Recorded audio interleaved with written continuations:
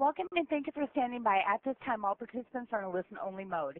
During the question-answer session, please press star 1 on your touch-tone phone. Today's conference is being recorded. If anyone has any objections, you may disconnect at this time. And I'd like to go ahead and turn today's call over to Margaret Gottlieb. Ma'am, you may begin. Thank you. Good afternoon and welcome to the U.S. Commercial Service webinar titled Doing Business with India. Why India? Why now? My name is Margaret Gottlieb, and I am the International Trade Specialist with the U.S. Commercial Service in St. Louis, Missouri. The St. Louis office is one of 100 domestic offices and 100-plus offices in over 80 countries. Our mission is to help U.S. companies by providing export counseling and assist with finding qualified agents and distributors overseas. If you aren't working with your local U.S. Commercial Service office, I invite you to set up a meeting with him or her to discuss your company's goals overseas and how the organization may be able to assist you. You can find us at www.export.gov. During the conference, if anyone is experiencing technical difficulties, please press star 0 and an operator will assist you. At the top of your screen, then slightly right, there is a feedback box. Please feel free to let us know if you need help, are having difficulties hearing, or would like the speaker to slow down. The purpose of today's webinar is to provide an overview of doing business in India with best prospects, challenges, and the Department of Commerce resources to assist you. The PowerPoints and the link to the recorded audio will be emailed to you in several days.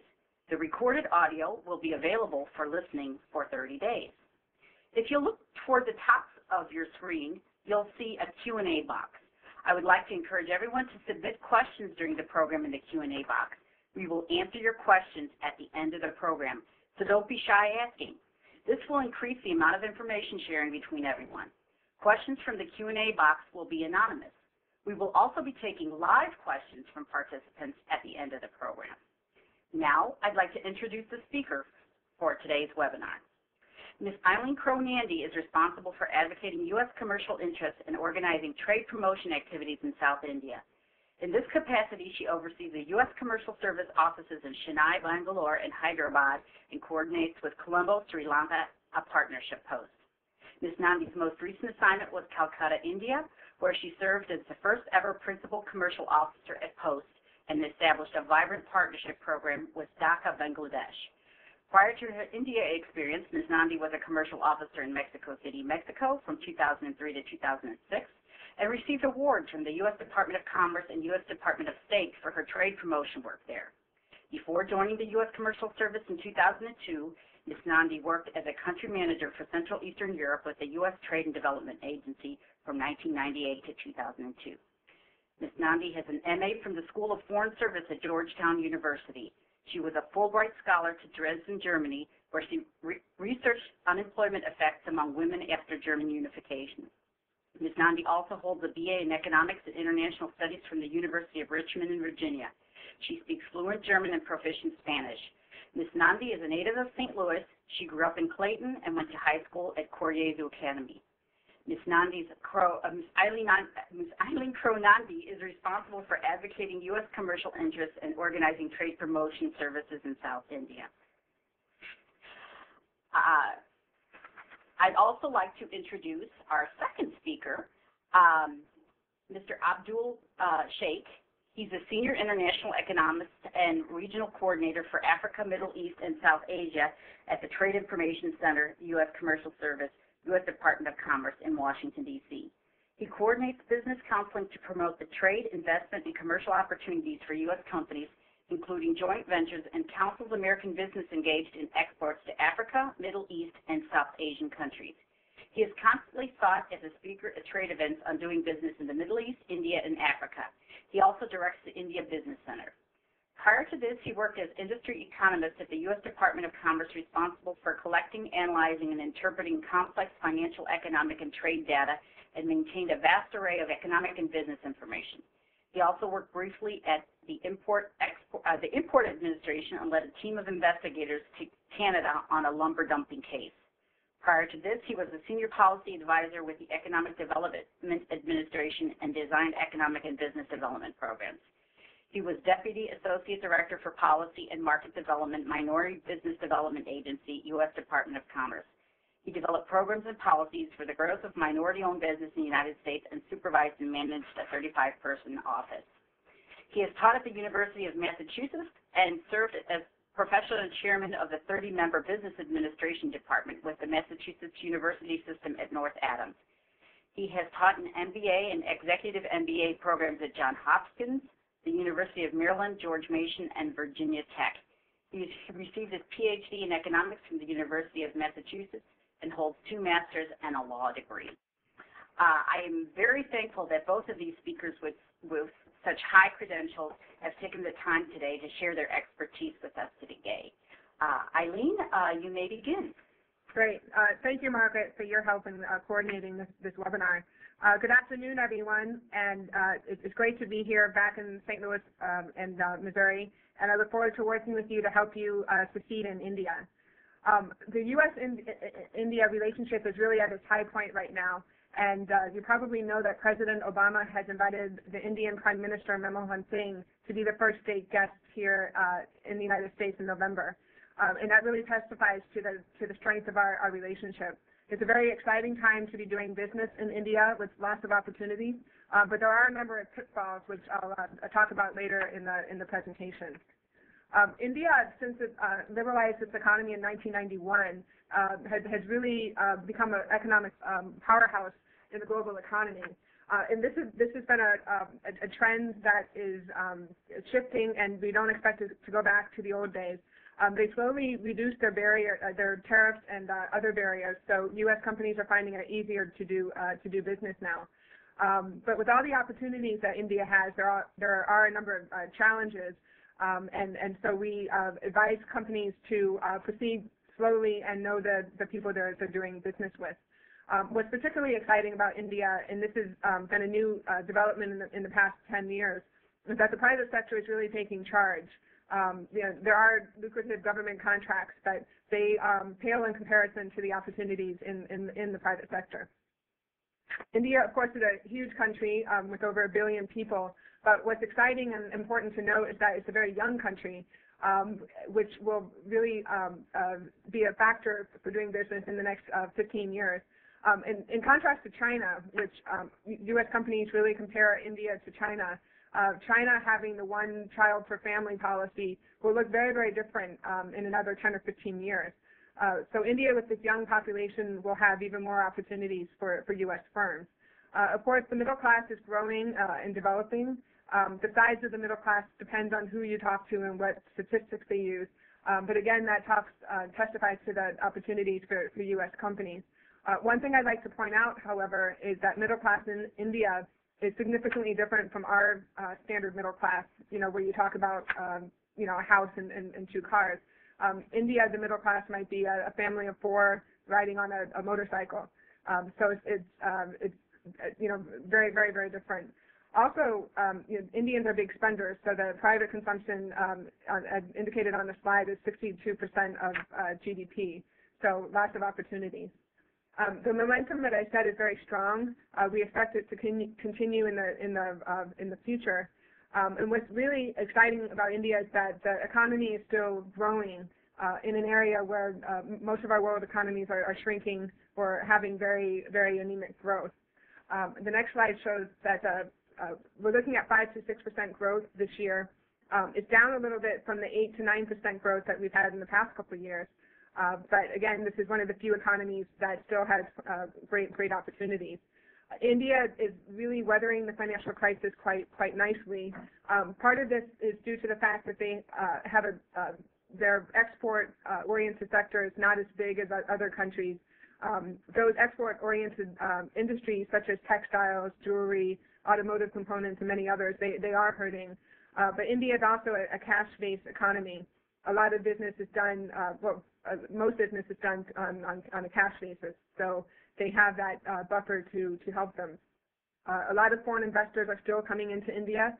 The United States is the #1 foreign investor, and a significant shift is the opportunities are moving from the main areas, such as Delhi, Mumbai, and the other major cities, to the second-tier cities and the rural areas. India is still very much a village-dominated country, So a lot of the most savvy companies are really targeting their marketing campaigns towards the rural customer, most of which have cell phones and have access to internet on their village internet cafes. So India is suffering. I don't want to make light of the fact that it's suffering as the rest of the world is with the economic downturn, but we really expect India to emerge brighter and stronger as a result. This graph just shows the trade that skyrocketed since the year 2000. You can see a significant jump in the year 2007, where we made significant inroads. In that case, we sold a bunch of Boeing planes to India. But what's exciting is that the growth continued in 2008. The first 6 months of this year, however, we saw a 7.9% decrease. And that might sound alarming, and perhaps it is, but even at a 7.9% decrease, we're still higher than where we were in 2007. We've really seen things turn around in the past couple months. So I'm hoping as we come to a close of the calendar year 2009 that we'll be able to make inroads into that. A couple years ago, when President Bush got together with Manmohan Singh, they made a pledge to double our bilateral trade. And as you see, within 5 years, and as you see, we've been able to do that. And when President Obama and Manmohan Singh get together, we'll see if they make a similar pledge to keep us all very busy. India, with this skyrocketing trade, India has leapfrogged its position in terms of importance for U.S. companies. In 2003, it was the number 25 export market. Now it's number 14. And I would suspect that in the next 10 years, it would in the next couple of years, it would probably be in the top 10%, top 10 list. So for those of you doing business in other markets, the graph on the right kind of shows the indicators of our top export markets and their growth rates.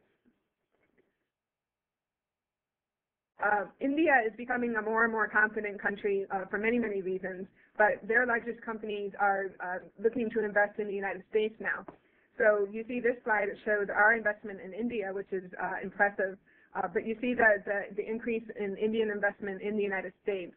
And we think this will increase even more dramatically, which is good news for us. It creates jobs and helps sustain our industries. The U.S. Commercial Service has offices in 7 cities in India. I covered South India, so Hyderabad, state of Andhra Pradesh, and the southern states. What's interesting to note in doing business in India is that it's such a vast and diverse country. So doing business in Delhi and Calcutta, where I was before, is very, very different from doing business in the south. In Calcutta, where I was, for example, is a very social place. So before inking deals, people will want to have dinner with potential business partners. To get to know them. In the South, that doesn't matter as much. They're more, focused, and they'll do a deal and not necessarily care as much as who's on the other side. But these things are all very important factors to consider. And given our extensive inroads in India, we can help you navigate those things. What we want to do is help you succeed in the Indian market. So we do what it takes to help you make a deal, to help you get your good out of customs, to help you get paid by your partner who's avoiding a phone call. You let us know what your problem is, and we will work with you to craft a strategy to get the job done and get the problem fixed.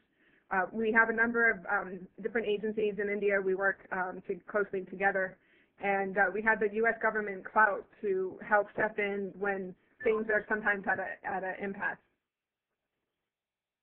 It's really hard to talk about the top sectors in India because there are so many. Aviation and aircraft parts is the #1 sector in terms of dollar value, but there's very few sectors that don't have potential in India. And I'll talk about it a bit later, but the main barrier for U.S. companies to do business in India is the price factor. But the commercial nuclear power is one area that is going to boom, in large part due to the civil nuclear agreement that we signed. It was ratified last year. Aerospace and defense, of course, is a huge sector. In November, we will be bringing a trade mission of 10 companies to New Delhi, Bangalore, and Hyderabad to meet with the Indian civil entities to hopefully make sales. Energy efficiency and solar power, green energy, is another huge area that we're focusing on right now. We have a couple of trade missions coming up. One, energy efficiency in November, and then a solar trade mission in next February. And India, we see India kind of leapfrogging other countries just the way that they have in the telecom sector.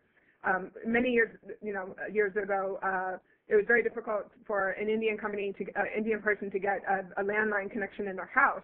So as soon as cell phones came out, everybody rushed to get a cell phone, and they have a very impressive cell phone penetration rate. And we see that with energy, because the energy demand far exceeds the supply. So they're looking for non-conventional energy usage, and we see this as a very hot sector, and it could possibly surpass other countries in their usage of renewable energy. So some of the best bets in 2009, they're listed here. Consumer goods, of course, with the rising middle class, is a key sector. And again, this is where going to the second-tier cities is very important to do, because they're not saturated with consumer goods as other major cities are. The Mumbai attacks last November has really shaken up the sense of security in the country. So safety and security equipment and services are in tremendous demand right now. Healthcare is another booming area. We will be leading a healthcare trade mission to India next March.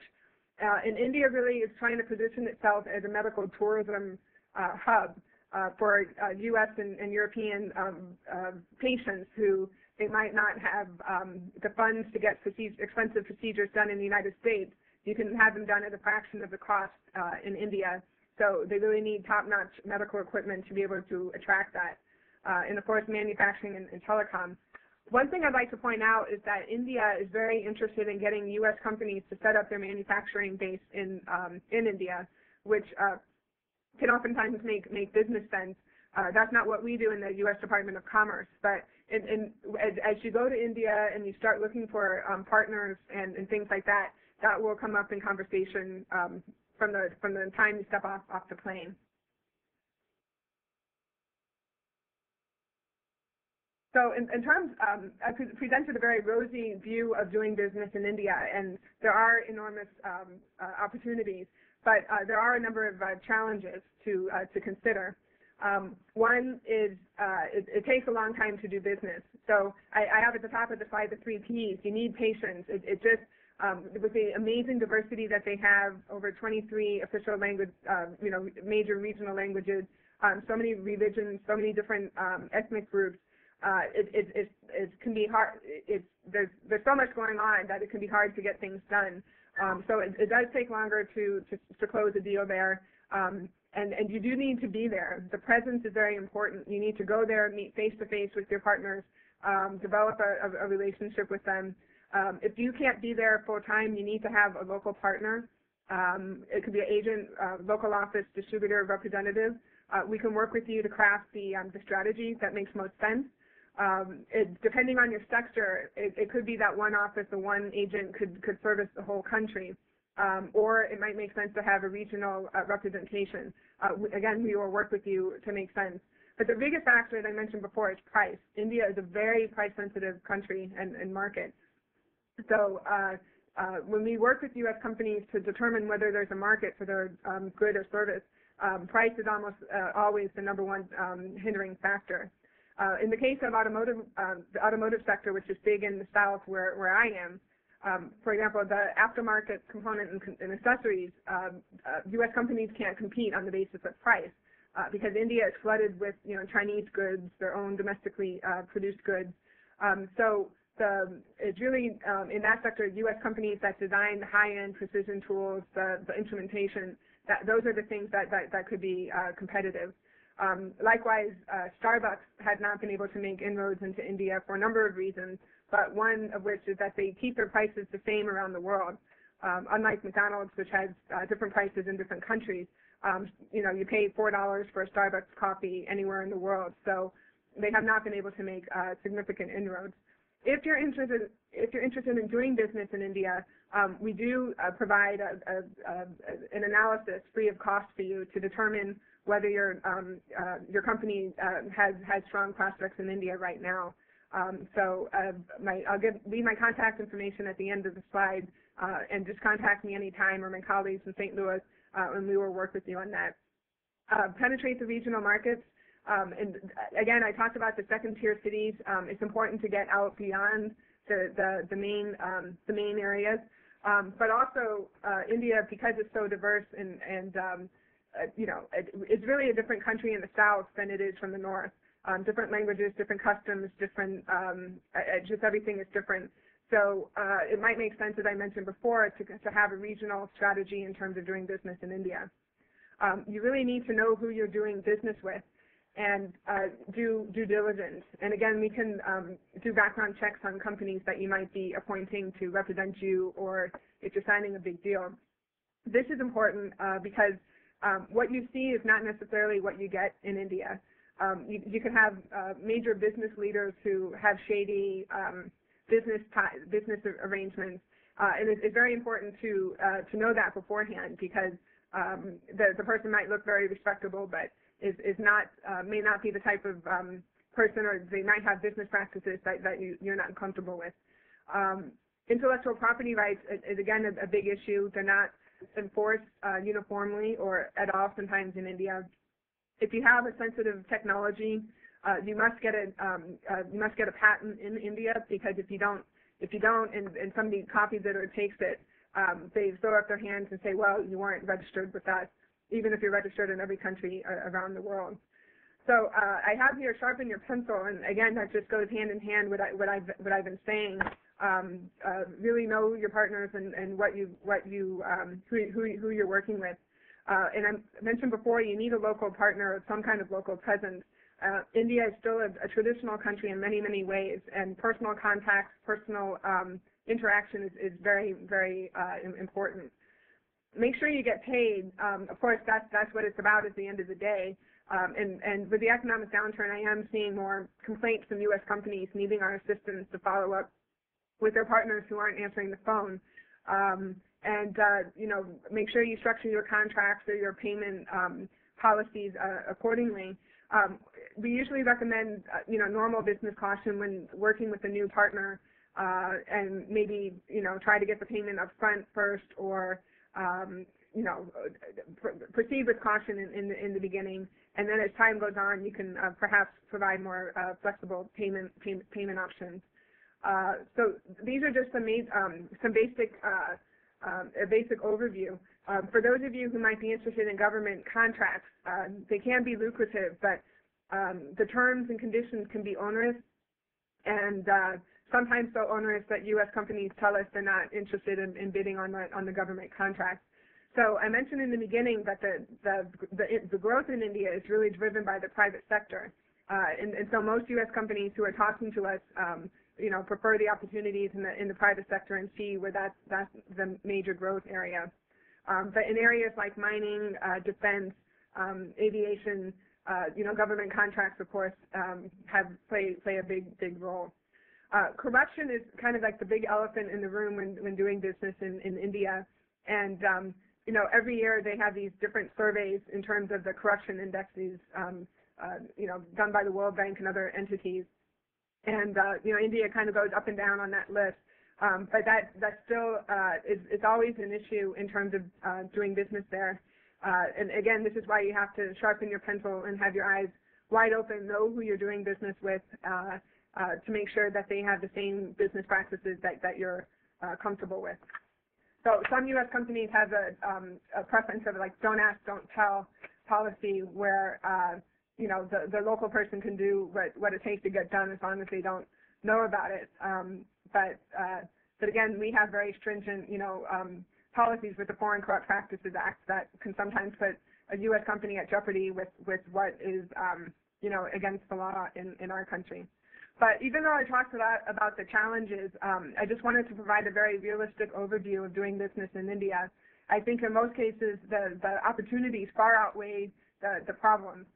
And again, this is our role to help you navigate the market figure out the opportunities, meet the partners that you need to meet, but then also provide you information on the challenges so you can make your best decision in terms of deciding how to succeed in the market.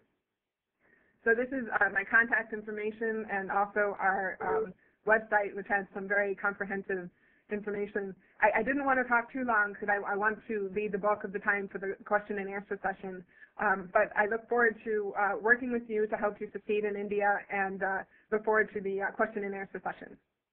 Thank you. Thank you, Eileen. I've just put up Abdul's presentation. Abdul, when you're ready, you can begin. Okay. Thank you, Margaret, and thank you, Eileen, for an excellent presentation. And I want to take this opportunity to thank all of you for joining us for this important webinar. I am at the Trade Information Center, and I call it a resource center, and we recently established India Business Center.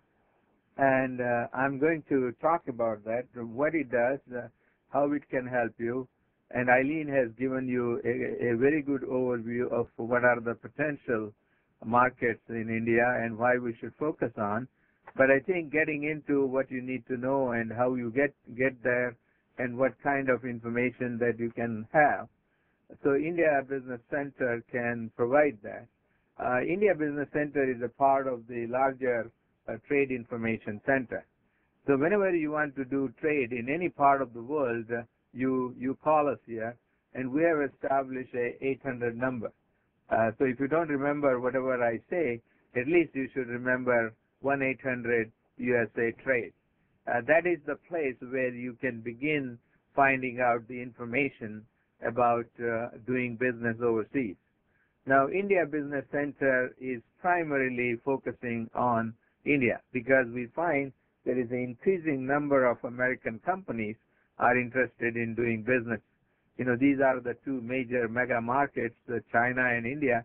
In fact, recently we have started what we call a Dueling Tiger series of trade promotion, and I've been a part of that, trying to provide information and educate American companies that why they should not miss the opportunity of taking advantage of the potential that exists in India. I think Eileen mentioned there is a growing middle class and their income is rising.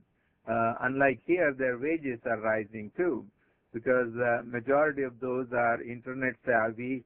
They are looking for now quality products, not just Chinese products. So this is a great opportunity for American companies with quality products to sell in India. So I would also give you various products and services and then briefly talk about the challenges, I think some of which Eileen has already alluded. This is, I don't know if anybody can see that, there is a map of India, and India is a very big country, but it is almost only 1/3 of the size of the United States, but it has 4 times the population. So you can see that how crowded. If you any of you have traveled to India, I think the first thing you see is the people. First you land in any of the airports, whether it is Mumbai or Chennai or New Delhi. So you'll always find. And the southern part of India is much more advanced economically. In fact, 6 of the states provide about 65% of the gross domestic product. And then the western part of Haryana and Punjab, they are much more advanced. And then the middle part is less developed. And some of the states like West Bengal, where Calcutta is, and Kerala, they are much more socialistic. In fact, recently Tata wanted to establish their nano car in Calcutta. They had to withdraw because the state was not able to provide, and there was a lot of agitation and conflict between the farmers and the state. So India is a diverse country, as Eileen has indicated. It has a different culture, different caste. The food from the south is different than from the north or the west or the east. They speak different languages. Although one advantage, I think one of the important legacy that the Britishers have left in India is the language, the English language. So unlike in China, you don't need a translator here because most of the people you are doing business with and correspond with know English very well. So that makes your life a lot easier to deal with the business. Now, what is the India Business Center? Now, this is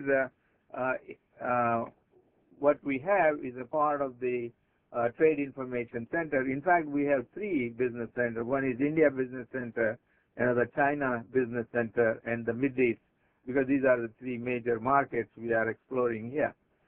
So you have information if you go to our website, which is export.gov/India.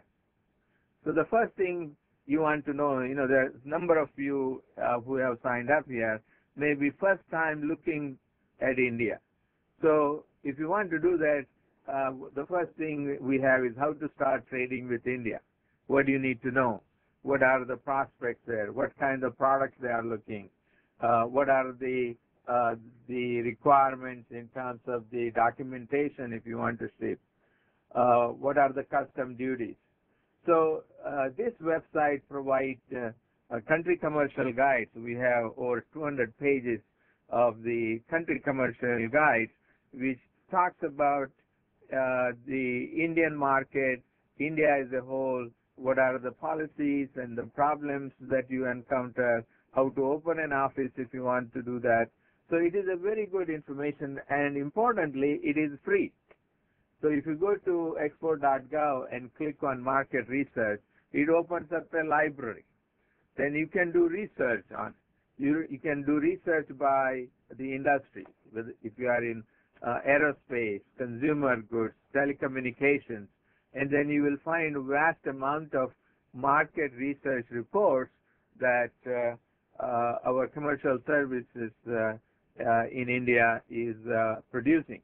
And these are posted on this website, and this is a great resources, because if you hire a researcher, a consultant, you have to pay quite a bit of money. And in order to export your product, one thing you need to know is what is the duties when it lands. And we can provide that. We have a website on it on our India Business Center. So you can look at that, what is the tariff, because India has several different types of. There is a basic duty, there is a countervailing duty, there is an education test. So it is a very complex phenomena as far as the duties is concerned. They have been continuously reducing the tariff duty. Nonetheless, the duty is still high compared to other countries. So the duties then becomes a part of determination of competitiveness of your product. Because if the product costs here $100 and if you have to pay 20% duty, so that would be $120. But if they can find a product for $110, then the American product may not be purchased. So we can help you in that. And if you have questions on it, you just call 1-800-USA-TRADE. We also post on this website a number of trade events. In fact, we are conducting these educational seminars throughout the country about India. We also post the webinars. I think last month we had one on India customs. We had about 120 people signed up. We talked about the procedures and the complexity of getting your product into India.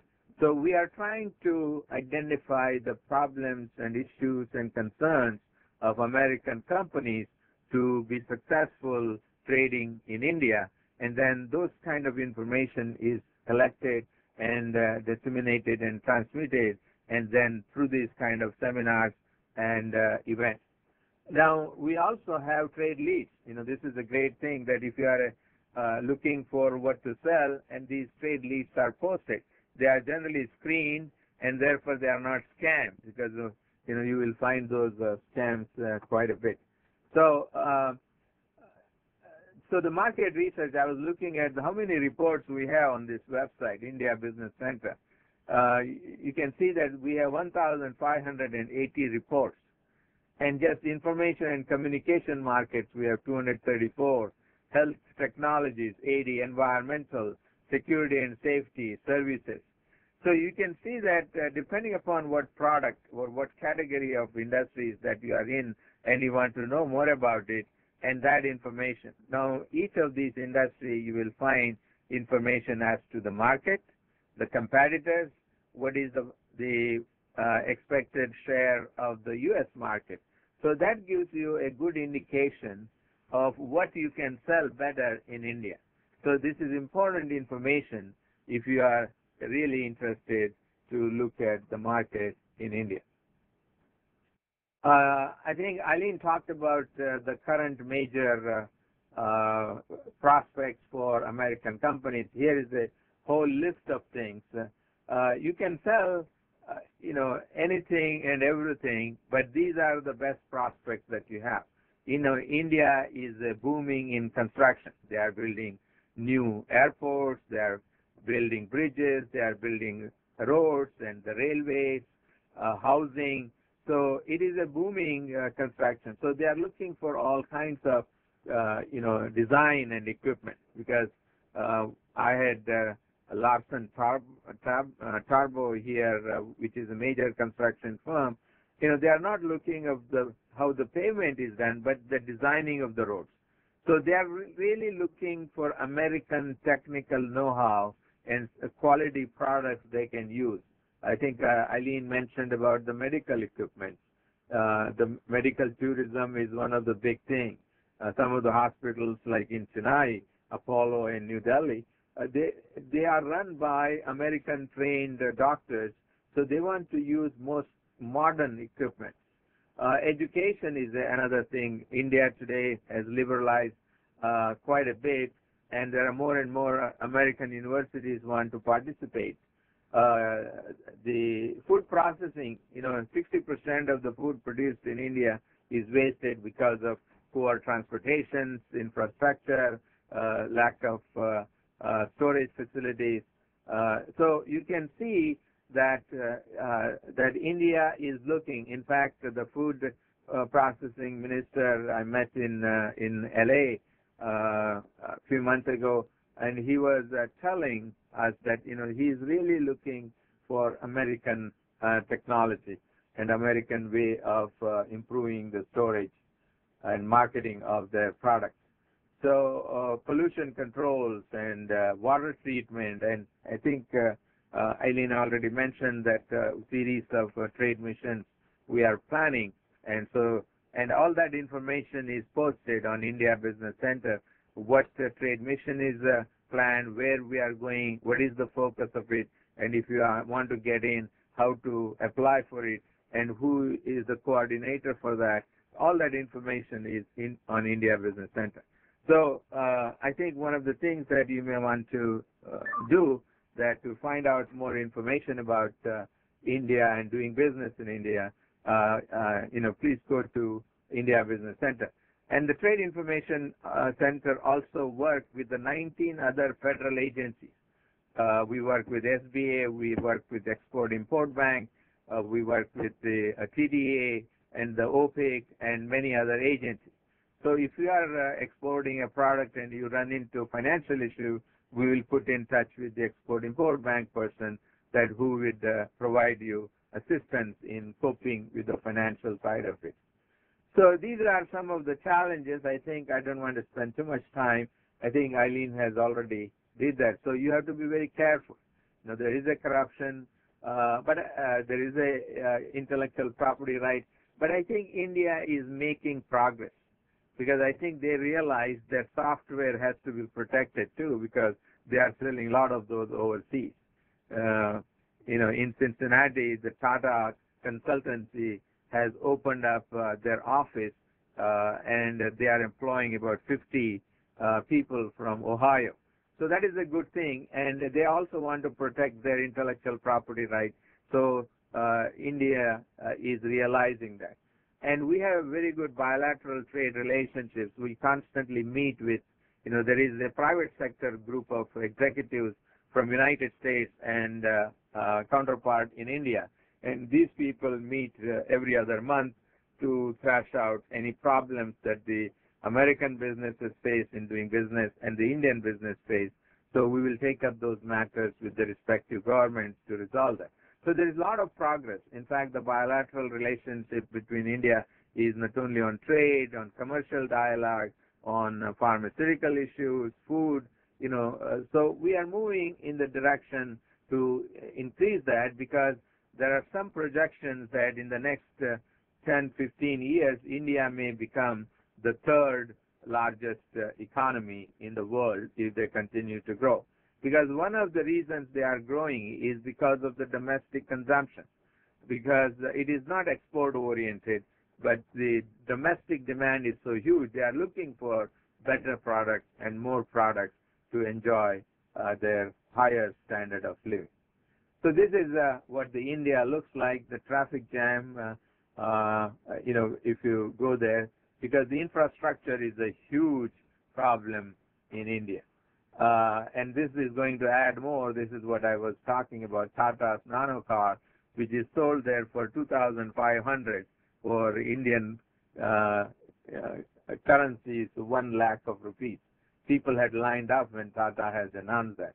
This is like our smart car here, a little smaller. This will replace those motor scooters or motorcycles where they travel with a family of 4.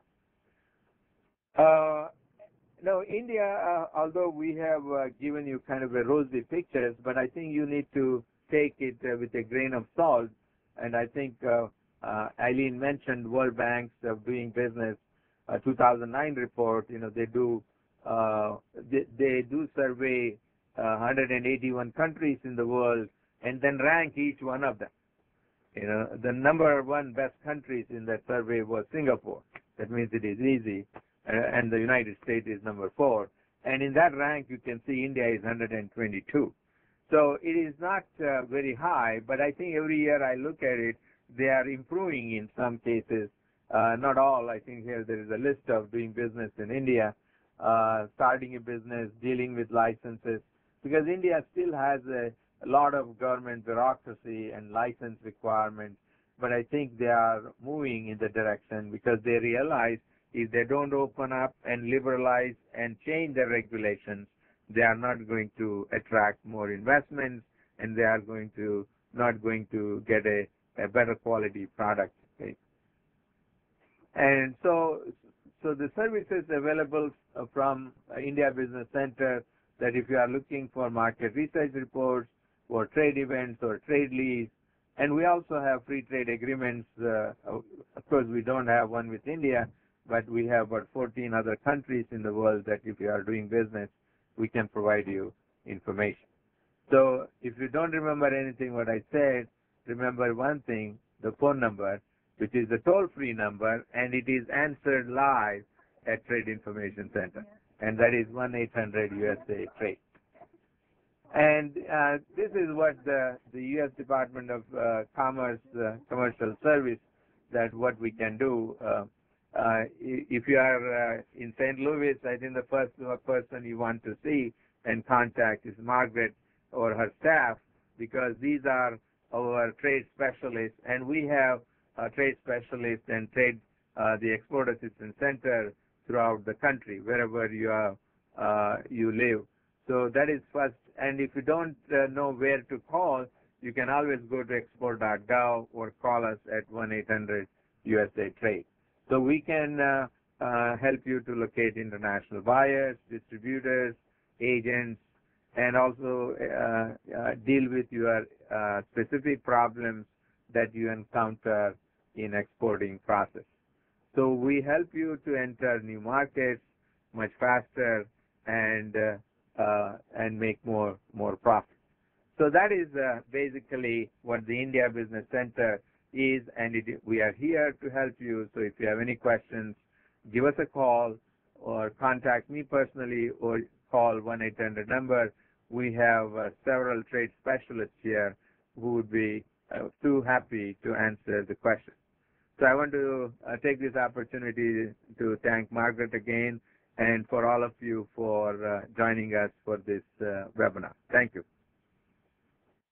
Thank you, Eileen and Abdul. At this time, our operator, Julie, will explain how Participants of the webinar can get into a queue and ask their questions live to either Eileen or Abdul. Also, if you have typed a question in the question box, my colleague Matt will alternate with some of the live questions on prompt from me so that those questions are addressed as well. If by chance we don't get to your question, either verbally or written, please send us an email and we will make sure that you get an answer to your question.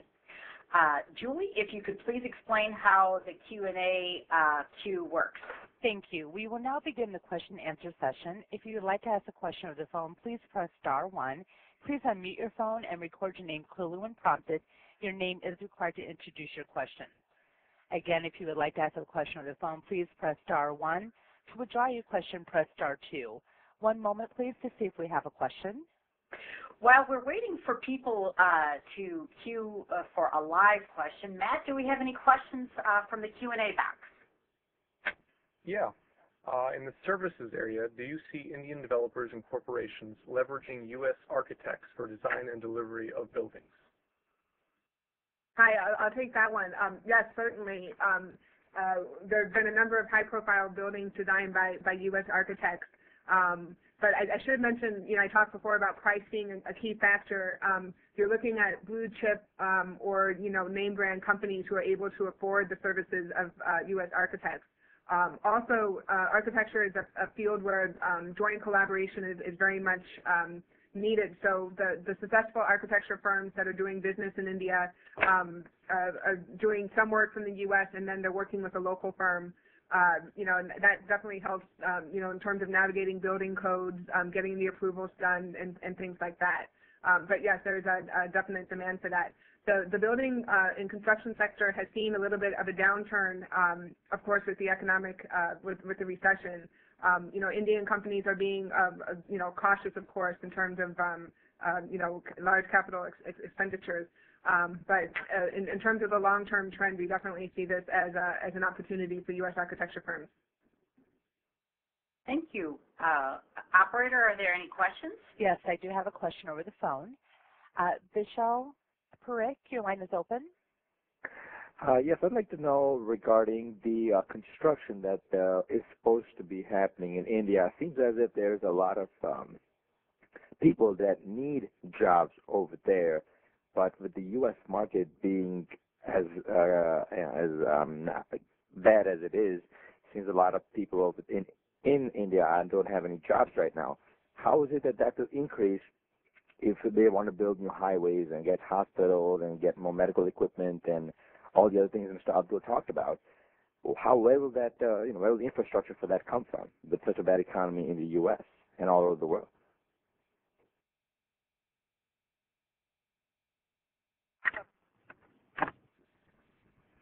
Abdul, do you want to take that one? Yeah, I think if I understand the question, that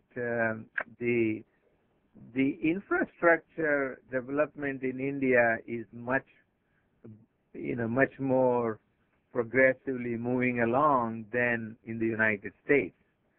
There were for example, there were a lot of construction workers in Dubai from India who were, and now they are being called back because the construction boom in Dubai has gone down. So there is still a lot of road building. There are a lot of smaller city airports are being built. The railway expansion is taking place. In fact, the south and the north highways, they have completed, but there are smaller.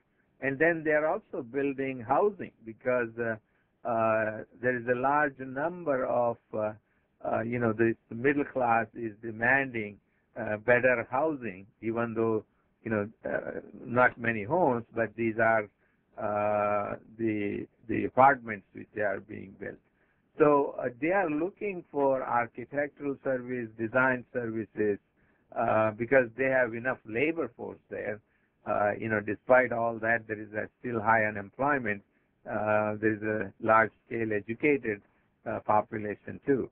So the construction activities of hospitals, building bridges and roads is going on much larger scale than in the United States or Europe. Thank you. Operator, do we have another question? Right now, I show no further questions over the phone. As a reminder, if you would like to ask a question over the phone, please press *1. Please unmute your phone and record your name. One moment, please. Matt, I do believe we have more questions from the Q&A box. Yes. When in March is the mission going, and where in India are they going? And on top of that, is it necessary to attend the entire week? Yes, the medical trade mission is it's in March. I want to say, I don't have the exact dates off the top of my head, but I can send that information to you. It's going to New Delhi, Chennai, and Mumbai. And yes, you need to at least pay for the entire trade mission fee, but if you drop out of one city, we can't force you to go to all 3 cities, but you do need to sign up for the entire package. Thank you. Matt, is there another question in the Q&A box? I do have another question. Oh, okay, go ahead, Julie. Deb Jane, your line is open. Thank you. I was wanting to know, for an architecture firm that wants to establish operations in India, what location or geography of India would be most suitable to provide design services to local developers and Indian corporations in the retail, commercial office space, and hospitality, doing government work, those kinds of areas, and knowing that we also have a potential partner in Bangalore. Thank you. Most of the architecture and construction firms are located in Delhi and Mumbai, but this is really a sector where it doesn't matter as much because so much is happening throughout the entire country. So if you have a local partner in Bangalore, it probably makes sense for you to consider that that area. This sector is also kind of regionalized. So one of the leading architecture firms, for example, in Calcutta, where I was, covers most of the high-end buildings in East India, also doing international projects. So you can have high achievers in cities outside Delhi and Mumbai. Thanks. Matt, is there another question from the Q&A box? Can you guys talk more about the prospects for U.S. franchising businesses in India? Oh, thank you for that question. I am trying to lead efforts to help U.S. franchising companies. That's a sector where we see tremendous potential because Indians are very entrepreneurial. And of course, the franchising model makes a lot of sense because they're using tried and true practices that were successful in other markets in India. Also, the organized retail sector is really booming in India, in terms of malls and grocery stores, which have really only turned up in the past 5 to 10 years. So, of course, that gives way for, the commercial space for many franchises. So we see tremendous potential for food franchises, education franchises, health and wellness franchises, and other types of services. So I'd be happy to talk to you offline to find out which area you're working on and if it makes sense for you to come to India right now. Julie, do we have another question? Yes, I do have a couple more questions over the phone. The next question comes from Vishal Parekh. Your line is open. Yes, this is for Dr. Sheikh and also a little bit for Eileen. Just being a freight forwarder, where will our role play? As I'm a freight forwarder, and I do a lot of move. I have my agents in India who I do deal with, and we are freight forwarders and do a lot of exports from here to India. And I'd like to know what kind of a role could I play in the business that you guys are in of trading stuff from India to from USA to India. Yeah, very often when people call us that they are looking for a freight forwarder because they don't want to directly export themselves, because there are documentation needed, custom clearances, so the freight forwarder become a useful service to consummate the deal. And so we always refer them, the Freight Forwarders Association. We can't identify one freight forwarder and prefer one over the other. So we do give them the contact information. Thank you very much. The next question comes from George Conway. Your line is open. Thank you. I'll ask this in general. I'd also send it in writing, so you can ignore that. First of all, I really have two questions, and that is, what are the opportunities in the Indian dairy market for American products? And then two, what is your working relationship with the Food Export Association? We actually don't handle any agricultural products at all because those are handled by the U.S. Agricultural, USDA, and specifically the Foreign Agricultural Service. Okay. I do know with dairy, there's very little potential for U.S. Dairy products because India has such onerous requirements and they have a lot of restrictions, which is really bad for me because I love ice cream and you can't get good ice cream. I'd love to have Haagen-Dazs or Ben & Jerry's in India. But Holly Higgins is the person to talk to in India, and I can, if you send me an email, I can give you her contact information. Okay, thank you. And right now I show no further questions over the phone. Are there any further questions in the Q&A box? Yes, there are. What will be spent on infrastructure over the next couple of years in India?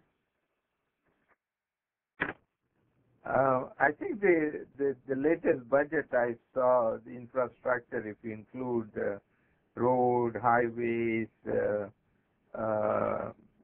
airports, public transportation, they were talking something in the neighborhood of $200 to $400 billion.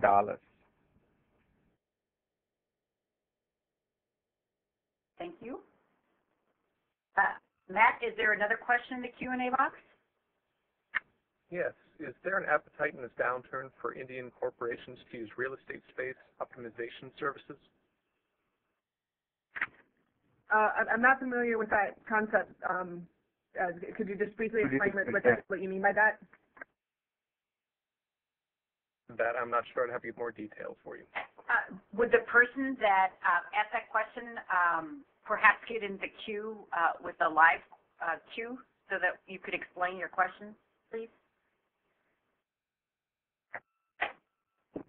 One moment. Deb Jane, your line is open. Hi. I asked that question regarding the real estate space optimization services. This is Deb Jane. What it basically implies is, when there's so much vacancy available in different parts of the world and in the U.S. also, companies want to find a way to account for it in their balance sheets under the occupancy expense area. In India, is there something like that on a balance sheet that companies worry about, and is that something that with our processes and tools that we've developed here in the U.S., would they be interested in leveraging those services? I'm not sure. Generally the vacancy rates are very low in India because there is so much demand, and the demand from both private sector, increasingly from private sector, is so huge, and the land area is limited. So every bit of it is being used for construction, and therefore the vacancy rates are relatively low, both in cities, of course, except in rural area where some construction projects have been abandoned for lack of funds. Thank you. Julie, are there any more questions in the queue? Right now I show no further questions in the queue. As a reminder, if you'd like to ask a question on the phone, please press star 1. One moment, please. Don't be shy. We have two experts available for your questions. I believe we have another question from the chat box, Matt. Yes. Are there any opportunities for a U.S. manufacturer of high-quality party and decoration staples at a commensurate price point? That would probably be a tough sector because, again, this is a sector where there's a lot of cheaply made goods from China and even locally made in India. So you're probably looking at a very niche area of the upper middle class, the wealthy people who would want high quality decorations. But I think this would be a sector that would be a little bit harder to penetrate in India. Yeah, I think just to add what Eileen said, the top four, the four of the top 10 billionaires are living now in India, and some of those high income brackets, they spend so much money lavishly during the birthdays and the wedding parties of the Indian people who are rich, fabulously rich. So it may be a very small market, but that may be a very good market if you can find the niche for those people who are looking for it, and they are looking for a high class products to have a blast of the parties. Thank you. Any other questions, Julie? I show no further questions. Any other questions, Matt? That's all that I have. I do have another question over the phone. Okay, very well. We'll take it. Richard, your line is open. Thank you. I'm an acoustics consultant and work in the design of cultural facilities, theaters, concert halls, things like that. And I was in India exploring the potential for the market there, and was wondering if the speakers have any insight on whether there's expectation to be building this type of building in the near future. Also, another question, we noticed that the India is number 180, 181 in the World Bank information about honoring contracts. And if you have any hints on how we could structure a relationship, I would appreciate it. Thank you. Eileen, you want to take that? Sure. On the honoring contracts, this is where it would be essential to have a local law firm either approve or provide input on the contract that you're signing, because they would better understand the Indian regulations, and they would also understand the I don't want to say tricks, but they would also understand the methods of operation that Indian companies employ at times. Because U.S. companies take a very straightforward approach in terms of doing business, whereas in India there's sometimes this invisible dynamic that it's always hard to put your finger on. But so this is again having a local partner and having a local lawyer either write or review the contract would be very helpful. Could you just repeat the first question again, please? I lost my train of thought. Yes. We are acoustics and audio consultants, and we design cultural facilities like theaters and concert halls. And I'm wondering what the long-term market looks like for the design and construction of such buildings. We note that India has very, very, very few facilities and seats per capita compared to other developed countries, and we think there's a need, but we were wondering about your thoughts. Yeah, as their income increases, they are becoming more and more aware of the need for higher level cultural facilities. India produces the largest number of films, the Bollywood. Now we have Hollywood and Bollywood collaborations, and the Reliance has invested $500 million in Hollywood. So they are, trying to build more those kind of facilities, especially the music and entertainment, where the middle class and higher income group can enjoy the acoustic level of the advanced countries that we are used to. Very good. Thank you. I'd like to remind everybody that I am going to send out the contact information for our speakers, the PowerPoints, and a link to the recording probably on Tuesday of next week. We're getting into some really specific questions, but we do want to get everybody an opportunity to ask their question. So for those of you that do not have a question or don't have a specific question, we are recording the Q&A session as well. I just wanted to make sure that people get a chance to answer their questions, but some of them may not apply to everyone. Any more questions, Julie? I show no further questions over the phone. Matt, are there any more in the Q&A? Yes. What is the market for concrete pavers? There is a solid, a very good market for this, but this is something where I would have to do more market research to find out whether the current pavers are locally made or brought in from China or other low-cost countries. Let me, if the person who asked this question could send me an email, I'd be happy to get more information for you on that. Yeah, if I can mention to you that, I told you that India Business Center has a lot of market research reports based on our thinking in India as to what would be the best prospect for American company.